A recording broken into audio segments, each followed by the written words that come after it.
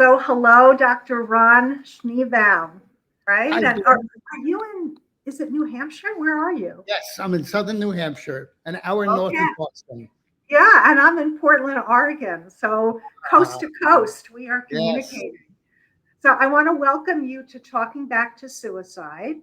And this introduction is, and here we go, during his 40-year career as a primary care pediatrician, Ron Schneebaum, MD, regularly noted the power and importance of love for the human psyche. And he also saw that when love is not felt, self worth crumbles and enjoyment of life decreases.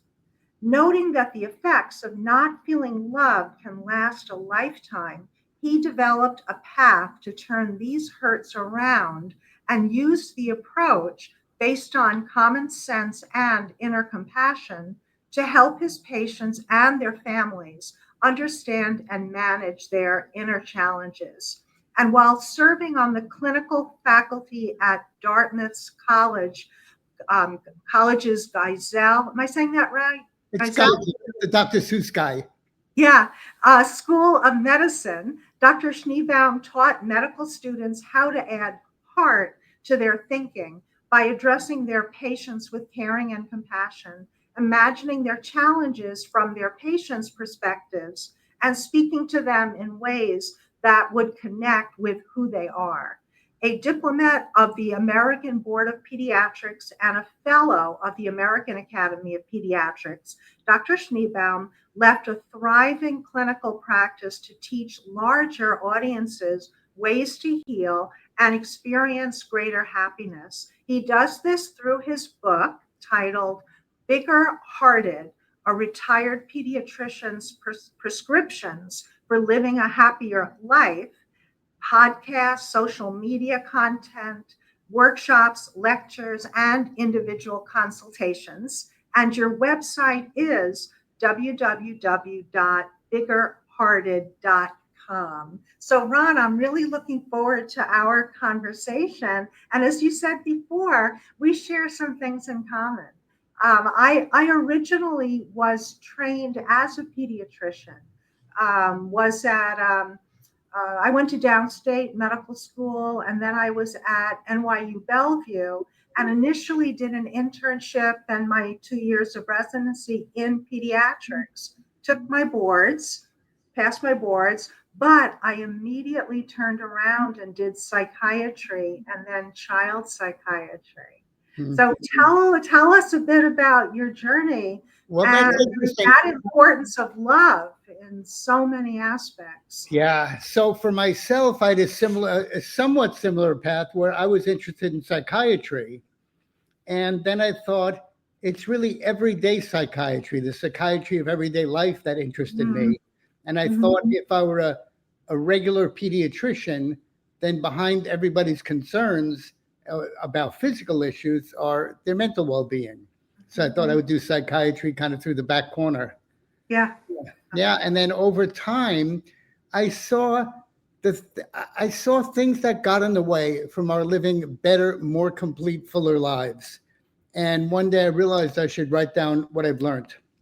And so I worked on that in every spare second that I had. And then finally I retired so I could finish writing this book. What, tell tell me when you use the word love, right? What does love mean to you? What does love mean for families, for That's great. individuals, That's communities, great. society? Yeah, no, it's a big question. It's I call it the heart's love. And so the way to imagine that is imagine any time that you're engaged with anyone or anything and your heart's involved. It could be the petting your cat, holding your baby, listening to a friend, something in nature that overwhelms you. And that's the love that I'm talking about. It's not possessive, you don't own it, it exists. And as I looked at this more and more, I realized that it exists in the world and it's as real as sticks and stones. And did that come to you through your experiences of being a pediatrician or on your life journey? And what role did love play in your life? Well, it's very interesting. As a kid growing up, I was one of two kids. I grew up in an apartment complex in Queens in New York. And my mom was a little bit out of her mind. She was really a terrible mother, but I knew she loved me. And that was all I needed. And a friend said to me recently, actually, my cousin said, "How do you know she loved you?" I said, "It's the same way if you're with a really close friend and you like each other. It's just in the air." So it was just in the air. And I mostly raised myself in certain ways, but I could do that because I knew I was loved. And then in pediatrics, over my career, I could see how important that is. It feeds everything. It's how you feel okay about yourself or life. Depends to a large degree if you feel like you're loved and worthy of being loved. Now, you mentioned two things about your mom. You said that she was kind of out of her mind, and also that you experienced love from her. In what ways was your mom in some way not in her right mind? Well, she suffered from, whoops, I thought I turned that off. Sorry about that. So she suffered from significant childhood insults. Let me just see what's going on here, what I do. Hang on 1 second. I'm so sorry. There we go. Sorry, I turned that off. So she was the youngest of 7 kids from a poor Russian family. She was the first one that was born in the US, born in 1914. And she was mostly raised, her father died when she was very young. Her mother, who she thinks was probably mentally challenged, had to feed her 7 kids. So she sold newspapers from a newspaper stand over the subway and would wrap her feet in newspapers on cold nights and try to stand over the grates. And my mother's oldest sisters took care of her. And the prize in the end was she interpreted that as she wasn't loved and wasn't lovable. And she was the most insecure person, and nothing could change that. My dad loved her like crazy. She had 2 nice kids. She was a professional. She became a school teacher, but she never felt okay with herself. And part of what happened for that was she couldn't understand somebody else's perspective. So when I say not being a great parent, there was one time when my dad, who was extremely shy, so shy I could barely remember his voice, but he had a big heart. He had a heart of gold. They wanted to go to the Catskill Mountains, about an hour-and-a-half trip away, and go dancing one weekend. So they went to a resort, and they left my 14-year-old sister and my 11-year-old self at home alone, with no contact numbers, no special food, no money. Nobody knew they were gone. And they didn't call, and there's no place to call them. And they actually didn't even stay in the resort. They stayed in a cheap motel nearby and snuck into the resort. Oh my, what a story. And how many, they were gone overnight, a couple of days? They went for the weekend. For the weekend. No contact. No, Yeah. not a phone call, not an anything. And it was normal. She didn't think there was anything wrong with it. Mm-hmm. You're smiling though. You're smiling though as you're telling this story. It's funny. For myself, I saw that as a chance for independence. I knew it was weird, so I didn't tell anybody else. But for me, I didn't feel threatened by it. I just remember it's a chance to feel independent. My sister didn't do as well. Yeah. And you said that you felt loved. In what way did your parents express that love to you? Well, love is a verb. Right? Yeah, so for another weird part of my family, just to fit this in context, my dad worked packing boxes in the garment center. He was legally blind and couldn't expand his career because he couldn't see. And he made $100 a week, had an hour-and-a-half commute. He got home at 6:30. He gave me his newspaper. I read the sports section, and he and my mom ate dinner in our tiny little kitchen. And I took a TV tray and put my supper on that and watched the news. We never ate it as a family. And my sister and I can't remember where she was. And how did your upbringing compare to like your aunts and uncles? Was, I was didn't, this tip, was there contact with them or not really? well, there was my dad's side of the family, and they were a strong, loving family. And we saw my mother's side of the family occasionally, and they all seemingly did well. She was a real aberration. And one of the things that happened, just for how I was in this whole thing, I remember when I was 5, we had a local school that hadn't been built yet. And so we had to take a bus to school. She stood with me at the bus stop on the first day of kindergarten and pointed out a kid who was alone and kind of pushed me toward him and said, he doesn't have anyone to play with, go play with him. And as a 5-year-old, I said to myself, she knows nothing about me. That's not how I make friends. I'll go and do this, but I can't let her in my relationships. And I just never told her about what I was doing. And then as a homemaker, I don't mean to knock my mom, it's just to explain his background. So as a homemaker, our basement, our building had a laundry room in the basement. And we had a little small apartment. It's the front door, a little dining room area, a little living room, and then kind of an H with 2 bedrooms. And we had the smaller, my sister and I shared a bedroom. And we had the smaller with 2 bedrooms. And so my mom would go and do the laundry downstairs, and then she didn't believe in dryers. So she'd hang up a big wooden dryers in our living room. So if somebody walked into our house, there was our underwear, our towels. So I also never let anybody in my house. Wow. And I was fine. I was fine with that. And actually, I've done a lot of things on my own. And I attribute it to I managed okay on my own when I was a kid. Interesting. That like nature, nurture. What is the balance between the two of them? Yeah. But she really did love, how do I know she loved me? Yeah. She probably told me a lot, but I just felt it. Like I was her pride and joy. I never did schoolwork also. They never checked on it. I stopped reading when I was 12. I had no chores. But you must have passed all your classes. Somehow I did. I remember when I was in high school, we had a test on A Tale of Two Cities, and I didn't read it. And I could listen in class, and I remember she spoke a lot about Madame Defarge. And That I was remember the one that was knitting? exactly. And while I was sitting waiting for the test booklets to be handed out, I realized, holy cow, I could fail this and fail English and not go to college. I couldn't believe it. I couldn't believe I hadn't studied or anything. And I thought, if she doesn't ask about Madame Defarge, I can't pass this test. And fortunately, she asked a lot of questions about Madame Defarge, so I'm here today.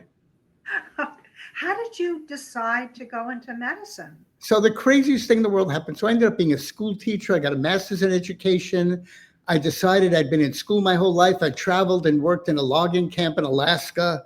Then I worked in business in New York. And one day while I was working in business, I was sitting it was a Saturday, I was sitting on a park bench on the Upper East Side, and an ad fell out of the newspaper. And the ad was about a pre-med program at Columbia University for people that had a math or science background, that people that graduated but didn't have the math or science background to go to medical school. My parents didn't even take me to doctors, so I had no image. I never studied or anything. And when I read this ad, it fell on my lap. It came an image. Literally fell on your lap. It fell on my lap, and then an image came to mind of somebody having a heart attack. And I thought, this person, he was about in his late 40s. I thought this person would want to have a good physician to take care of his heart disease. And he would also have questions about, what do I do with my life? How do I go forward? What do I tell my family and friends? And I thought he would discuss those questions with the same person treating his heart disease. And so I saw medicine now as this combination of it being intellectually challenging and interpersonally critical. And I said, that's for me. And I spoke. How old were you when you went to medical school? I did this thing in New York where you could skip 8th grade. So, and I had a December birthday. So I was about 2 years younger than my classmates. I graduated from high school when I was 16 and a half. And so that helped me do these other things. So when I went to I finished the pre-med program when I was 27. So I think I went when I was 25. And let's go back a little bit. How did you decide to become a school teacher? And what grade were you teaching? Well, I had so many non-decisions in my life. I didn't have a major. I wouldn't take any advanced courses. I was interested in psychology, but in my school, I went to Queens College in New York. Psychology was rats and mazes, and I had no interest in that.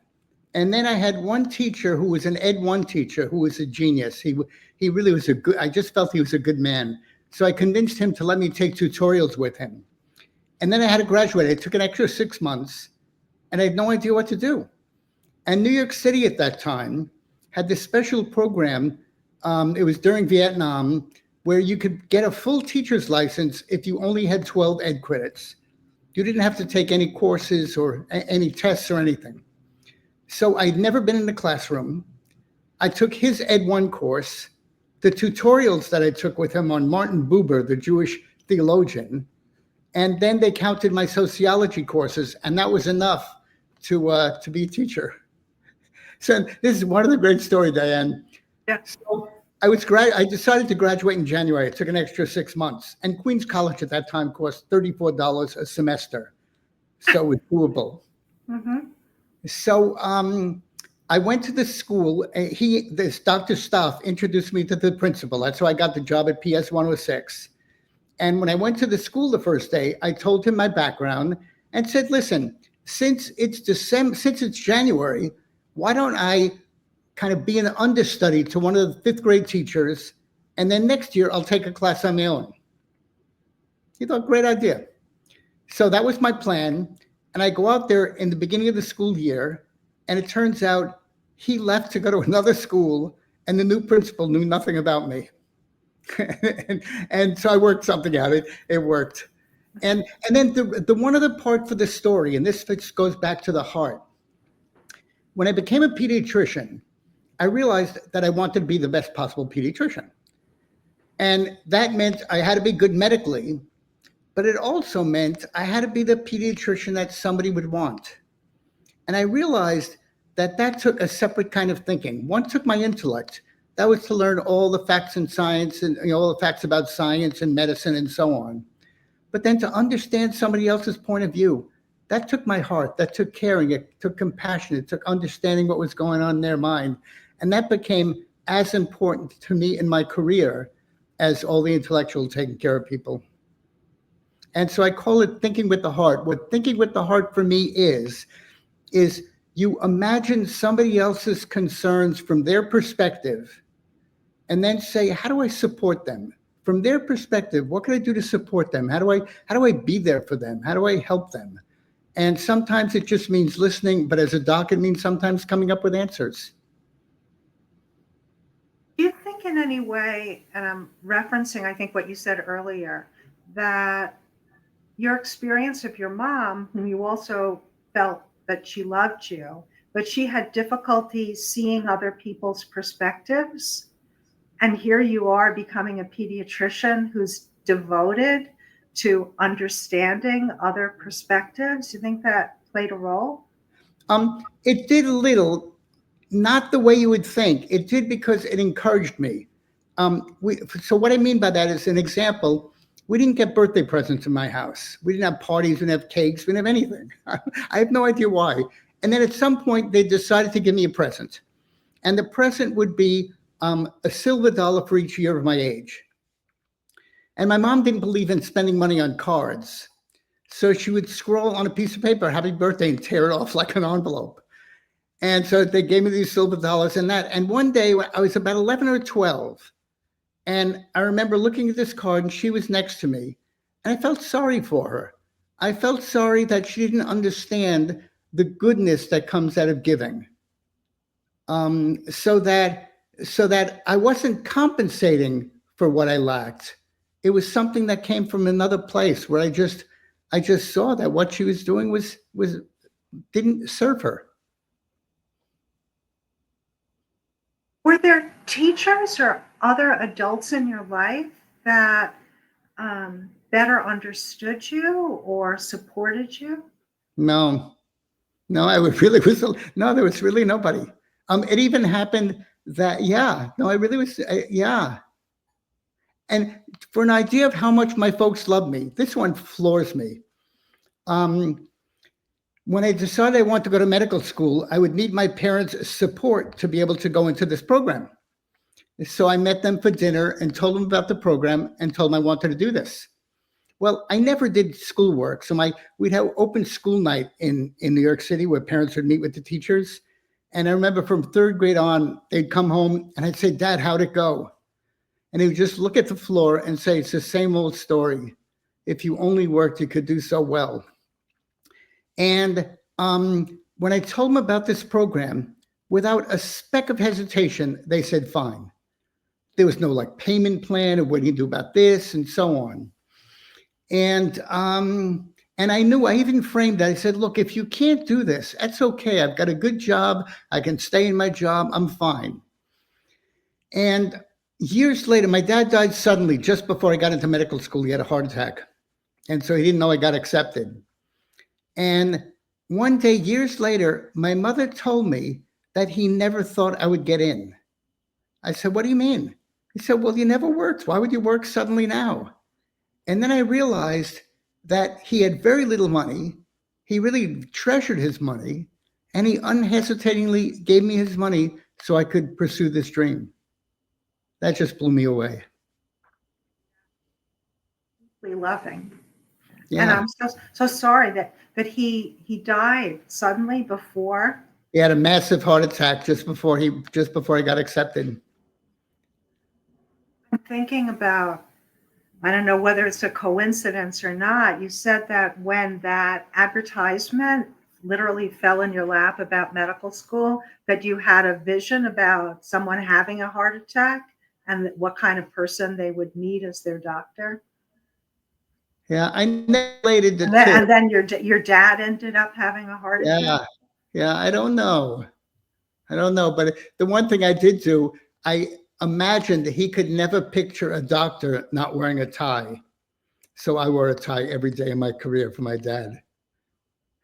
That's beautiful. Yeah.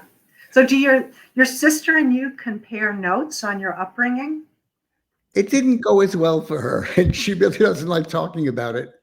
Mhm. Because out of my mom's, I don't mean to talk about my sister, but out of my mom's feeling insecure, she really wanted to have friends. And my sister was really kind of shy. Ideally, my father should have shepherded my sister along, but he was too shy to even do that. Mhm. So my loud, insecure mother would push my sister to play with certain kids so that she could be friendly and be popular and so on. And she didn't understand her. And I was fortunate enough to ignore her and never tell her anything. And you thrived. I did. It's like the best I could picture it is if you lived in a cabin and there was a hole in the roof that leaked when it rained, you wouldn't put your bed under the hole in the roof when it rained. You wouldn't take it personally. You just can't do that. So when you were in medical school, so many decades ago, um, was did the word love come up in the curriculum when you were in medical school? Never ever. I had to struggle so hard to try to seem normal. I did, on the other hand, gravitate toward professors that were caring people, and I'd always, try to, learn from them. But the idea of love and compassion, it's a sad thing about medicine. I'm actually running a program now to help doctors who are suffering from burnout. And my sense is that it used to be in the good old days, before technology, that the doctor was king. He's recognized by everyone as being a pillar of everything in the community and at work and so on. And then suddenly they lost that. And people don't revere them. And I think a lot of doctors feel burnt out because there's no prize in what they do. They don't get appreciated for their hard work. And I think the reason or the way to get back to that is to be able to connect with your patients so they're real people, so that you treat them their physical problems, but you also know them as people and you let them know you're there for them. I think that's the way back from burnout. And as you know, there's suicide of physicians. In fact, there's even in September, I'm not quite sure if I'm going to remember the date right. Maybe it's September the 17th. We'd have to look it up, but there's a national day in Oh, wow. recognition of physician suicide. Wow. Yeah, it's really sad because, um, people, in medical school, you get taught that the body is akin to a car. So you learn how to replace various parts when they break, how to figure out what the problem is, how to have them in for checkups every once in a while. But you don't realize there's a human being in that body, and how do you work with that human being? We don't get taught that. And that's critical, I think, to health and to certainly mental well-being. When you were at Dartmouth, and how long were you at Dartmouth? 14 years. For 10 years, I had a solo practice attached to my house with the most lovely staff in the world. It was a super busy practice. I learned so much about medicine there. When you were at Dartmouth, was there like a humanism in medicine program, or the Arnold P. Gold Foundation, which is humanism in medicine, with the white coat ceremony and the honor society? Was there an affiliation back then? Well, Dartmouth is interesting in that there's the university that's in the way north of the state, and that's where those, the colleges up there, that's where those kinds of things happen. But then I was at an outpatient facility that was at the southern end of the state where the population is. So at our level, we didn't have any of those things. I'm sure they happen up at the university, up at the college. In your career, and I'm saying that expansively, your heartfelt career as a pediatrician, how often did mental health distress come up as an initial concern that the young person or their parent would be sharing about them, or that you unearthed as you would get to know your patient? More and more, it became bigger and bigger. There was a point in my career, and I'm sure you remember this too, there was a point where it was thought that children shouldn't get psychiatric medications. And so they really looked down upon, and there really wasn't real child psychiatry in that way. And then the floodgates open. And then one of the problems, and so now, I mean, it's just common. It's, it's what I'll see people for all the time. So what type of psychiatric quote disorders would you be seeing? I would liken it to the way a primary care physician would see lots of children with asthma. And the kids who had really bad asthma that end up getting hospitalized over and over again, those kids you'd send to a pulmonologist or an allergist. Yes. It's the same with mental health diseases. And the one other thing that was interesting, Diane, at least where I worked, getting access to psychologists was hard. And a lot of kids didn't want to go. And so to a large degree, in certain ways, I played the primary care psychology person. The therapist as well. Yeah. And so much of that is listening. One of the things that I would do if I saw someone, there was a screening test, something called the PHQ-9. And if somebody did terribly on that, where it really showed they had serious concerns, or if somebody came in with a serious concern, I'd give them a quick little checklist. And I would say, circle the areas that are your biggest triggers. And it would include home, friends, self-image, and just on and on. And I'd say, just spend a second with it. Nobody's going to keep this. It'll just help direct our conversation. And then through that, I could whittle down what their main areas of concern were, and then we could talk about it. And just listening to somebody, giving them your ear, and it helps a lot. And were you able, in your busy time frame of your daily session, to devote additional time to them? Well, how would you handle that? You might have another patient waiting. Yeah. What do you do? If somebody came in and they failed their PHQ-9 and they were scheduled for a physical, I'd say, look, let's do this. This is what counts. We'll reschedule a physical. And then I could talk to them. I learned how I could talk in a fairly concise period of time. so that if I knew what my issue was, and it really was about saying, how are you doing? And sometimes I do funny things where I set up a plan for somebody. This is one interesting story I had. A 16-year-old girl came with her mom, single mom, only child, and they were battling like crazy. And they were in for a physical. I said, look, there's something going on here. Would you like to get together and talk about it? So they said, yes. I said, okay, let's get together. So they set up an appointment, and I spent part of the time talking with the girl alone. And she said her mom is on the phone all the time. And then I spoke to the mom alone, and she said she just became the manager of a construction company, and she has a lot of after office stuff to do. And so I said, look, you've got to figure out a way to cut that out. And I said to the girl, you have to figure out how to not scream at your mother. And so I sent them home. I said, come back in 2 weeks. So I asked how they were doing. And it was exactly the same. And so I gave them another plan, and they came back again and nothing helped. And I thought, okay, I was a total failure. Not a failure, but nothing happened. And then I saw them on my schedule again. And I thought, I wonder why they're here. Well, they were just the most engaging, sweetest couple together. I said, what happened? And the girl said, I realized that she's my mother. And the mother said, I realized she's just a kid. And then I saw them for years after that. They were best friends.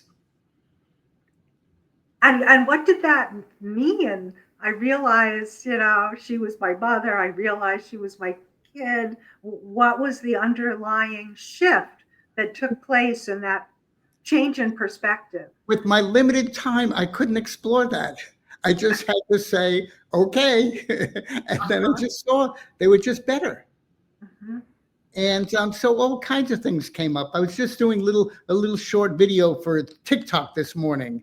Mm-hmm. And I described this kid that I saw who the mom brought him in. He was 16 years old, and the mom brought him in because he was always angry.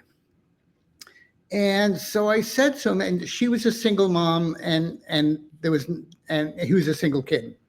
And the dad left when he was about 3. So I didn't know that in the beginning. So I said, what's the matter? What's going on? Is your mother's concern right? And he said, yeah.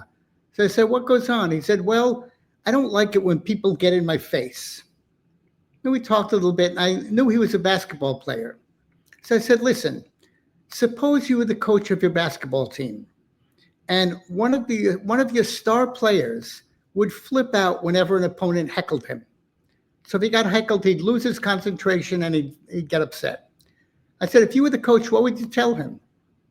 So he'd say, focus, man, focus. So I said, yeah, that's the secret. Do that with life. Don't let life heckle you. So that was it. And then he was doing pretty well. And then they came in again a couple of months later. So then we sat down, then we talked. And I finally realized, that's when I realized that he really was upset that his dad had left. He missed having a dad, and he hated seeing his mom have to struggle. And so I said, listen, Ramon, I saw a 3-year-old once running, and he tripped over a boulder, and then he got up and kicked the boulder. Now, I'm going to give you the advanced course. You're getting upset because of what you see is no different than that little kid. The boulder's not going to get out of his way the next time, and you're not going to get your father back because you're upset. But that's what you ideally think. It doesn't work like that. Adults do the same thing. Now, if you really want to do something different, you could take that upset and instead become a great person. So if you ever see your dad, he would think, I really missed it. It's a great kid. And make it so that instead of your mom worrying about you blowing up, she's proud of you. She's proud of all that you do. And I think he got it. So in a short period of time, I think as a primary care doc, you can do a lot. That boy must have experienced your really caring about him. Yeah. Yeah, I think when one person cares with their heart about another person and talks as human being to another, I don't know better than him. I have my own version of kicking a rock and getting upset and so on. So I'm not better than him, but it's just explaining what's going on. No different than I was explaining what we have to do for the burn that he has on his hand and how we have to take care of it and treat it. And also, Ron, talking to him without any judgment, right? Being open to understanding him, not shaming, blaming, criticizing, right? Just a loving empathy. I had another kid. I won't tell you the whole story, but there was something like that. And this kid wasn't listening the whole time, but I knew he wasn't looking at me, but I knew he was listening. Parents would always get upset. They'd see the kid's not listening. I'd say, don't worry about it. He's listening. And so this kid got a phone call during the visit. And he said, I can't talk now. I'm chilling with my doc. That's great. That's a real compliment. Really, I loved it. Did you ever have the experience of one of your patients being depressed, cutting themselves, trying to kill themselves? Yes. Can you talk a little bit about that? Yeah. There was one girl was very bright. She was older and anorexic. And I worked with her as much as I could. And finally, she aged out of my practice. And I'm not sure how things turned around. Another kid I had seen, and I would, back then, this is fairly early in my career, I would ask her at her physical to rate her life on a scale of 1 to 10. And she gave herself an 8. And I saw her in the hospital because she had attempted suicide, I think with a Tylenol overdose. And I said, I remembered on your physical, you scored yourself an 8. And she said, oh, I lied. Yeah. And I saw, this was a sad, when I saw one kid who was about 8 who overdosed on Tylenol. And I saw him in the hospital and I asked about what that was about. I forget exactly how I put it, but his parents were divorced. And he said, they get together when I'm sick. But you know, the part that you mentioned in your work and my listening to your stuff and even yourself, the problem that happens that I think is probably the biggest problem is when someone gets to a point of nobody would miss me if I was gone, and they would even be happier. The world would be better off if I was gone. And that's a tough state. That's really way, way, way down the road. That's, you know, that's like, if you think of any kind of physical illness, that's like really end stage, real serious disease. What total lack of hope, Yeah. feeling like a burden. Yeah. And also what you said, that people would be better off if I were dead. And in those stages, you know, that's where somebody, it's in that background, that's where somebody either commits suicide or attempts to commit suicide. And I guess if I think about it, I wonder what your thoughts are. My guess is that doesn't happen de novo. It doesn't happen out of nowhere. It's on a basis of not feeling good about themselves and not feeling worthy and not feeling loved. So my focus had always been, if I can help to catch that earlier and help to turn around, I actually develop ways to help to turn around these childhood hurts, because I think that's at the crux of the whole thing. It's the childhood hurts. You know, one of the things that I notice is that if you take a look at kids who are like 6 to 9 months old, they're happy and delightful. They have this smile that engages you, that you love. And we all went through that, just about all of us. What happens? You know, what happened? And it's all this stuff of, I took care of a girl, she was 15. She came in with her dad for a physical. The mom had psychiatric illness and left the family when she was about 2, and she never saw the mom. The dad, who seemed like a nice guy, left her care mostly to his mother and her boyfriend, and they were horrible drunks. And when they got drunk, they told her that she was worthless, she would never amount to anything, and that her dad would have been better off if he never had her. So she was obviously quite depressed, and she always tried to make them better because she couldn't tell, you know, it was about drinking. So there wasn't reliability of they were in a good mood or a bad mood. So you get anxious too. And the dad fell, and so if you think of what happens with her, The biggest problem is you think you feel unloved and you're unlovable. What I discovered, and tell me if I'm wrong, is that the immature psyche can't handle this onslaught. And the way it solves the problem is by agreeing with what's said, making it real, and then burying it in the unconscious. And then we live our lives from that filter. So if I think of this girl, how could she love somebody else? She has no idea what love is. She'd be the perfect setup for being in an abusive relationship because love for her is somewhat nice and being abused. And then her anxiety and depression, how could you ever combat that without her realizing, wait a second, this wasn't about me. These people were crazy alcoholics. It wasn't about me. So let me get rid of that part that it was about me. And of course, in my whole childhood up until then, my whole life up until then, I act from that framework. So I did lots of terrible things. I can forgive myself for those things. And now I also can figure out how to add love to my life, even if it didn't come through them. That love is something that's universal, and I can find ways, and I teach ways that you can hook into it. And you have to really kind of approach it full time and just really get rid of the notion that anything that they said was true. You were a kid. They shouldn't have treated you that way. That I would agree with what you're saying. That I think that in the attempt to survive that malevolent situation, that we, as a much younger person, that we try to think of ways that we can be in control. So that's not conscious, it's an unconscious process. And instead of thinking they can't love me, right? It becomes I'm unlovable. Yeah. Or it's my fault for the way that they're behaving. And that's buried in the psyche. And a thing that's interesting about that, Diane, is that somehow it's not taught. So what I mean by that is I knew someone as a kid, and this happens in more complex ways, but her dog died when she was about 8 or 10 years old.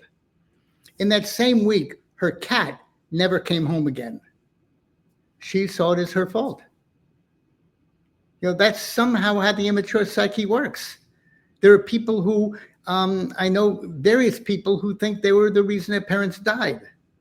And that's one of the biggest challenges to overcome, because you walk around your whole life thinking you murdered the person you love. And I tell one story in my book of someone I know whose mom was dying of cancer. She was about 8 years old, would sit on a chair by her mother's bed all the time, kind of praying for her. The dad wasn't in the family. They were living with the mother's sister and brother-in-law. And one day she overheard the sister and brother-in-law, her aunt and uncle, who she knew she would live with once her mother died. She overheard them saying that, when this is over, maybe we'll move to California and get a house by the beach. And this kid heard that, and that night went to sleep happy for the first time in a long time, picturing getting a dog and living by the ocean and running along the waves. Her mother went into a coma and died that night. The kid felt it was her fault for not having been supportive of her, and dropped out of college and lived a life of drinking and drugs until she found someone who loved her when she was 50. So we don't learn, it's not taught. It's just somehow the psyche does that. I have to, next time I chat with God, I have to say, look, that was a bad idea. What are you doing? But that's what happens. And people live with it forever. They really live with it forever. And it's, and my goal is to say, let's turn that around. It wasn't your fault. It had nothing to do with you. I had this thought within a couple of weeks ago. I was thinking about depression, right? And I was thinking that at times there can almost be a grandiosity of depression. I'm not talking about manic depressive disorder. I'm talking about depression. And I'm saying this in a non-judgmental way, that the grandiosity part can become, I am the worst. I am the worst that there ever was. And I don't deserve to live, right? Somebody else might deserve to live if they had these circumstances, but I don't. So the grandiosity becomes just an exaggeration, almost a kind of importance of how awful the person is, right? And in contrast with a more of a reality based of, yes, there's difficulties or there were problems or maybe something different should have happened, but not to the extent of like all or nothing being the absolute worst, Yeah. right? You And I remind just think that's interesting you remind because, me if you say yeah. that kids that I met are people that I know who had anorexia, Mhm. where they can feel like I'm going to lose weight and I am the best at that. It's one thing I can control in my life. Nobody Yes. knows about it, and I'm secretly the best. I wonder if Mhm. that's not kind of the reverse of, or somehow parallel to what you were just saying. Yeah. Yeah, yeah, I think there might be a connection there that um, it may be the grandiosity of those intense feelings helps ground the person, but Yeah, in very negative soil. yeah, yeah. They have a goal. They can get better and better at it, and nobody knows. That's the other part that's such a shame. Nobody knows. So What do you mean by the nobody knows? when you're at your lowest, Yeah. nobody knows where you are. You're really there alone. Mhm. How can we help people with that? Because it's almost a paradox, or it is a paradox. At the lowest point, we're saying you need to reach out for help.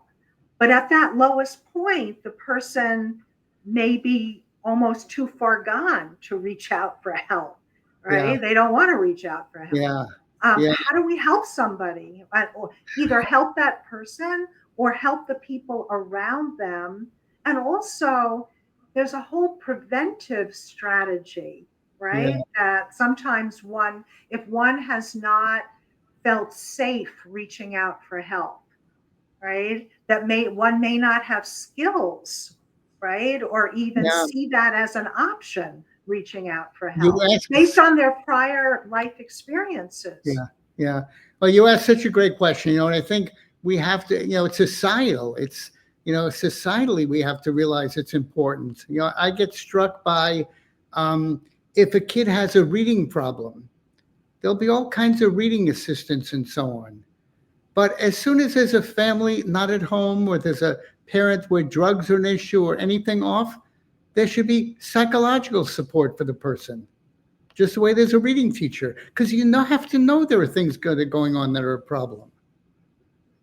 If I used to be impressed, even when I was at Dartmouth, I had a friend whose son had severe disability, and he was a doc, and I was impressed how the administration or people didn't necessarily go out of their way to say, "How are you guys doing?" It's like so obvious there's a problem. So that goes back to my idea of what we need to think with our hearts as well as with our intellects. So in Oregon, where I am, the most recent data, um, what comprised by the CDC and their statistics. So this is 2023 data, which is the most recent data, which was published on the American Foundation for Suicide website. I think it was January 2025 when it was published. It lists the suicide in Oregon as the 8th leading cause of death in my state. Hmm. Nationally, suicide is the 11th leading cause of death, and it's the second leading cause of death um, for young people, right? Right. So I think in my state, 15 to 34 is the second leading cause of death, and similarly, nationally. Of course, the highest number is related to elderly white men, right? In terms of suicide. And there are Yeah. at-risk populations, African American youth, Yeah. Native Americans. Yeah. It's so hard. we have based life on the idea that it's all about things. I don't understand this one, Dan, maybe why it's not worse. We base life on it's all about things. And we base school on the idea of you've got to be intellectually smart to get those things. What about all those people that aren't gifted intellectually? They might have great hand skills, creative skills, art skills. We just tell them terrible things about themselves and we don't nurture those other skills.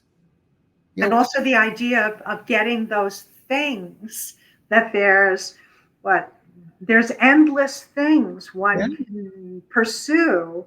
And even when obtaining those things, it's like a hole that just gets bigger and bigger and bigger unless it's being filled internally. And I would say that being filled is being filled with love. Exactly. Yeah. And we don't teach that. So we have a whole school system that doesn't teach that, a whole society that doesn't teach that. So it's yeah. So it's people like you that say, wow, we really have to pay attention to this thing. We really have to figure out, what kind of out of the box approaches, like art, like music, like, poetry and all kinds of things that can help somebody realize there's more to life. Because whatever it is, if somebody says I'm not enough, they're looking at it from a very one-sided standpoint. Because other people at the same time will say, no, you're more than plenty. And they just don't see that themselves. So we have to learn, how do we expand that? How do we give people a larger vision of who they are? And what would you say? How would you give your own life experiences answers to that question?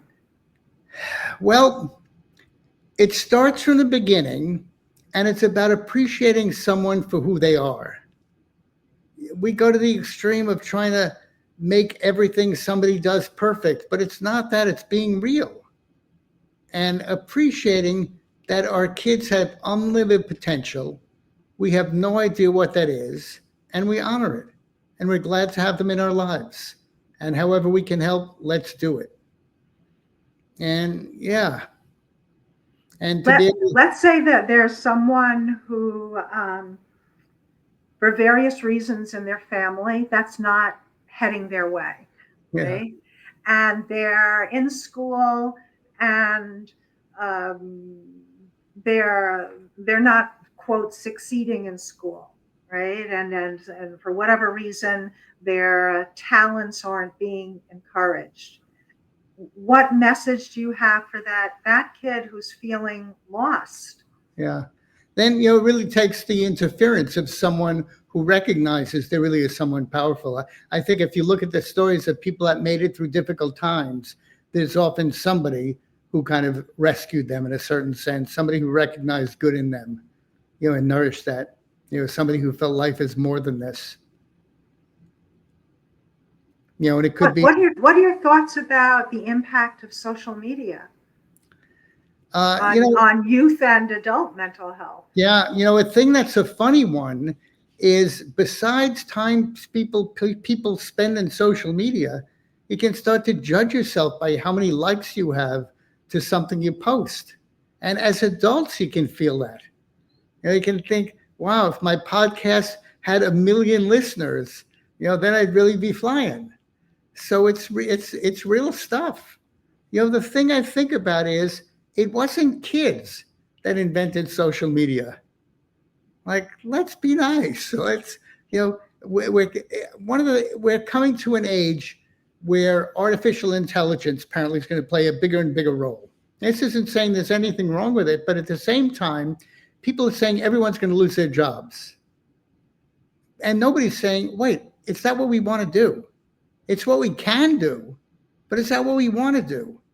And we have to think about what do we want to do? How do we want to live as human beings? Like, how do we want to live together?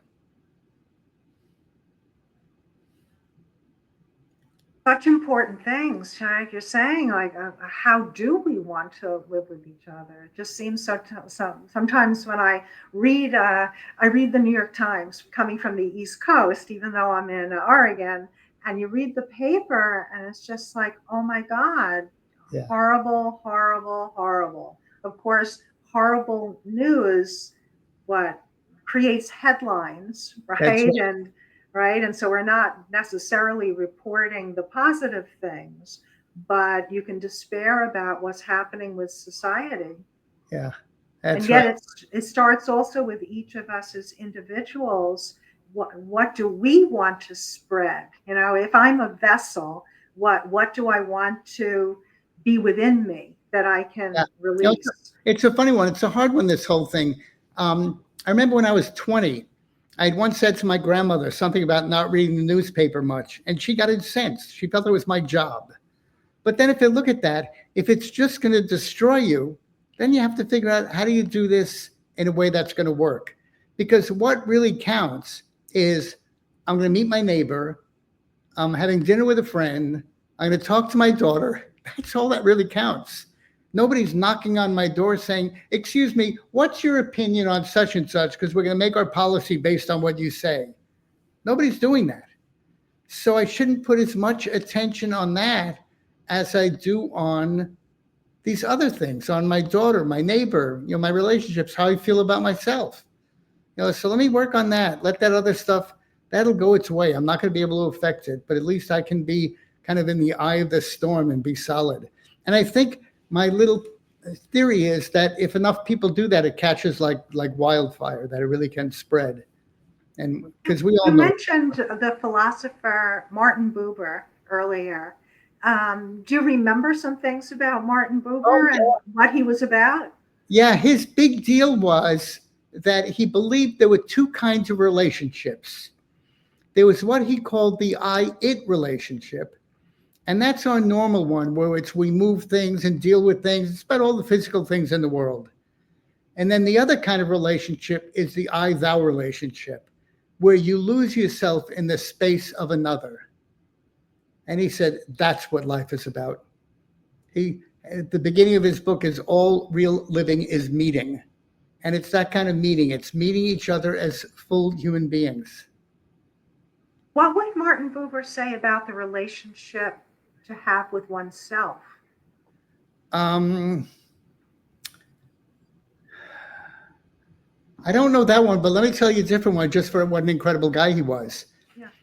So he'd emigrated from Germany just around World War II. And he lived in an Arab section of what was going to become Israel.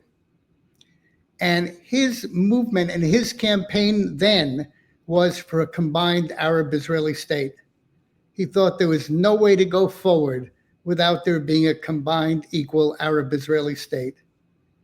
And he lived in an Arab section when the war took place. Arab soldiers protected his house and said, "Inside this house lives a holy man." Yeah, It was what he was speaking truth that they could hear, yeah, that they knew was the truth. yeah. And imagine if we ever listened to him. So we realize it's not so much about things; it's really about relationships. It's treating things as if they matter. They do matter. Yeah, yeah, yeah, yeah, yeah. So The word happiness, um, I read somewhere that the origin of the word happiness, that it means not to be happy. Happiness means that which happens. wow, yeah. It's the state of mind you feel when you have a connection with someone. It's really Buber's I and thou. It's that state you feel when you really connect with another person. You feel uplifted. Love holds you. That heart's love that I spoke about holds you. And that's where joy is. That's where, yeah, that's where it's all at. People talk about living in the moment. So if you spend your life in all your encounters saying, how do I serve this person? You're totally engaged, you're totally present, and you tap into that. There's the word abracadabra that, we associate with the magic wand. Abracadabra is a Sanskrit word, and its meaning is I create as I speak. Wow. So that also goes with what you're saying in terms of being in the moment, what we're telling ourselves, what we're telling the other person, that it's an act of creation. Yeah. You know, You know, what are we cultivating? What are we making happen? if you think about families and children and raising children, it's the very nature of an act of creation. You're there to support and to prune and to shape and to help. Mhm. Not because I have an art contest called the Create Resilience Youth Art Contest. We received, it's a bit of a story. It started in 2020 um, when I had a patient of mine who told me, she was a young adult, she shared with me that she had nearly tried to hang herself in a suicide attempt, but thankfully did not act on that. But one day she's telling me that that happened, but she had been my patient when this had occurred, but she had never told me that. So first I'm grateful and telling her, I'm so glad you're alive. I'm so glad you're telling me this now. But what was it that was the obstacle that that you were not able to share your distress back then? And she had told me words that really pierced my heart, which was, quote, I didn't want you to take it seriously. And out of that experience, I ended up writing an essay called If My Words Could Make a Difference, thinking about her, but not with the expectation of it being published or whatever, just to get my feelings out. And it starts out, if I were having a heart attack, would I call myself crazy or would I call 911? And the entire essay is about why do we disparage ourselves or people with mental health issues and silence, shame, and stigma, and physical health and mental health. They're the same thing. Why do we think our brain isn't part of our body, and on and on. And I ended up sharing the essay with my patient, and then two high school students of mine, because I thought it spoke to them. One of those students told me she shared it with two of her teachers, and that one of those teachers shared it with every student in all their classes. And then I knew, this essay was meaningful. And just amazingly, I learned that the Oregon Council for Child and Adolescent Psychiatry had a collaboration grant on youth mental health. You needed to do it with a nonprofit. I wasn't working for a nonprofit, but I was a board member and a storyteller for an organization called ASHA International, which uses the power of storytelling for breaking through silence, shame, and stigma. And the project idea, which then was called If My Words Could Make a Difference, was young person, if you knew somebody was listening to you and would act on what you said, what would you say to improve youth mental health? And that could be an essay, a story, a poem, a song, whatever it relates to in mental health. We received the grant. However, probably within 2 weeks, COVID struck. Oh, And ASHA had in reach within the schools. They had young people that would go to the schools and share their mental health story. But now that there was COVID, all the schools were closed. Then the schools opened, but they were still in crisis because now everybody's coming back. And even still now, the schools can be overwhelmed. It ended up, so this project started in 2020. In 2024, ASHA ended up, after many years of service, closing. hmm. Meanwhile, I had retired in 2023, and I started the Hold On campaign for suicide prevention using the power of art to educate, connect, express, and heal. And it was fiscally sponsored as a nonprofit. So I could request the money be rolled over to the Hold On campaign, because you had to do it with a nonprofit. And then I reached out to the Oregon Council saying, I think I have a good idea. Could we use the remaining funds for cash awards? And I renamed the endeavor Create Resilience Youth Art Contest for Suicide Prevention.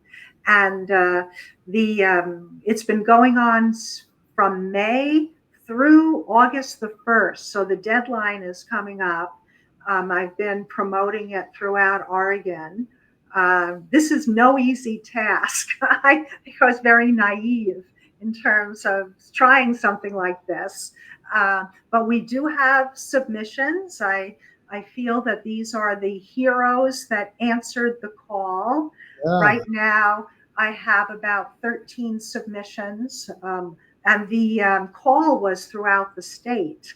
But I think it takes a lot of courage and vulnerability, not as a school assignment, but as, do you want to be bold, right? And Now, vulnerable. are there age limits for it? 13 to 21. Okay, And just the state of Oregon, and I'm hoping to, who knows, maybe you and I can work on this together. I'd like to expand it to other states as well. wow. And there's been poetry submitted, essays, photographs, paintings. Can it be found on the website? I'm thinking I have a very dear friend who just recently moved to Seattle from Portland, and I think she knows a lot of young people in the Portland. Oh, really? Yeah. Oh, then I'll send you an email with this information, because the contest is still open through August the 1st. And there are cash awards. It's been $350 first prize, so $350, $300, $250, $250 honorable mentions. That question again in the beginning. If for the person with mental health issues, it was if I could tell somebody. Yeah. So the initial title of the grant was "If My Words Could Make a Difference." Like if young person, if you knew someone was listening to you and would act on what you're saying, what do you think we need to do to improve youth mental health? And the contribution can be an essay, a poem, a song, whatever, as long as it relates to youth mental health. And most recently, the submission that I received from, I think this might have been from a 15-year-old. They wrote a poem, and they talked about the need for community and hands to reach out, not just one hand, but many hands to reach out, that person would know that there is love and there is hope and there are people that care. And the in the permission form, so there's a permission form if you're under 18, and then 18 to 21, like no permission form. But on that permission form, it asks, how does your submission relate to the theme of improving youth mental health? And then the second question is, why is this contest important to you? Oh, wow. Yeah, and the responses have been very heartfelt about, say there was one person that wrote that their father had died by suicide when this teenager, a boy, I think he was an infant when his father died by suicide. And then young people talking about their own suicidality, their friends being suicidal, the importance of caring about other people. So I would really love for the contest to expand within Oregon, but I think that people need a platform. Young people need a platform that, yes, you can contribute, right? Yeah. And we want to hear from you. Yeah. And even empowering young people who might hear a friend saying something about them considering suicide, and for somebody to know, what do I do? How do I handle that? Yeah. And that true friendship is to get help for that young person, right? Talking to that young person, letting them know about 988, right? The Suicide Crisis Lifeline number. And also talking to a teacher, talking to the parent, right? That's an act of a friend. They're not betraying their friend. That's right. That's right. That they're really loving their friend by trying to get help for them. Yeah. Sounds great. Yeah. Well, it was wonderful speaking to you, Ron. Right? Same here. Yeah, no, I really enjoyed our conversation. I'm so glad you had me on. So I'm waving goodbye from Portland, Oregon, all the way to New Hampshire. Okay, great. Be Bye, well. Ron. Bye-bye now.